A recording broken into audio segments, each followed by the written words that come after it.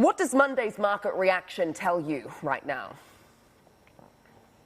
Tells me that nobody knows what's really going on. I will say that it was actually really interesting to see that at the open, you were not seeing that much confirmation around the inflation narrative with tariffs, given the way long-duration treasury yields were behaving, given the way that defensive sectors were behaving, you see gold behaving. I mean, there's just sort of this non-confirmation bias that was out there. I had posted on X on my @Lead Lag Report account the night before that Mexico and Canada would blink, and it seems to be exactly what's happened. I think people forget when it comes to Trump, there's this old sort of playground saying, which is that the one who wins in a fight isn't the strongest, it's the craziest. It so happens that Trump may be both. And that's why no matter what the analysts may say about policies and tariffs, the reality is anybody that he's applying tariffs to will have to bend the knee because it's still the United States. And he's crazy enough to just keep the bluff going.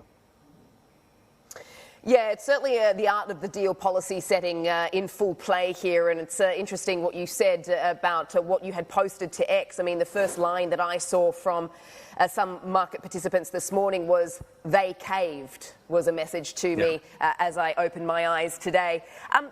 Talk to me about the market reaction, though. I mean, how troubling are the tariffs, the flip-flopping on the tariffs?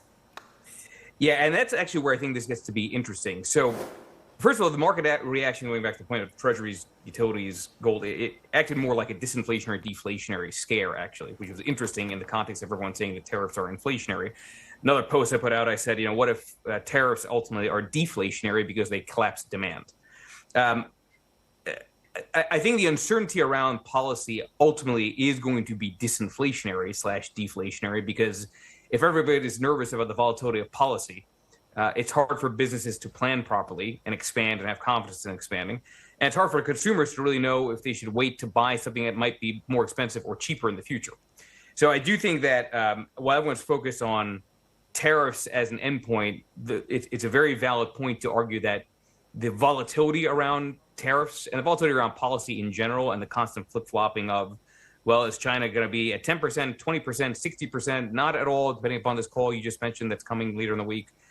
It just makes for action by other economic participants muted.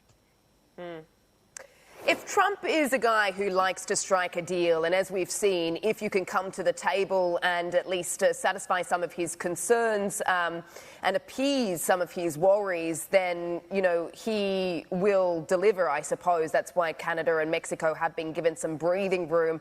But I'm curious, we're yet to see what this phone call will yield as far as between Trump and Xi, whether Xi can indeed forestall that 10% tariff, or, if I mentioned earlier, it is about something much bigger than that. And, we can talk about purchasing agreements and fundamental structural changes to the Chinese economy. But do you think this begs the question as to perhaps whether we could see a deal struck when it comes to TikTok, given some of Trump's announcements in the last 24 hours around sovereign wealth funds?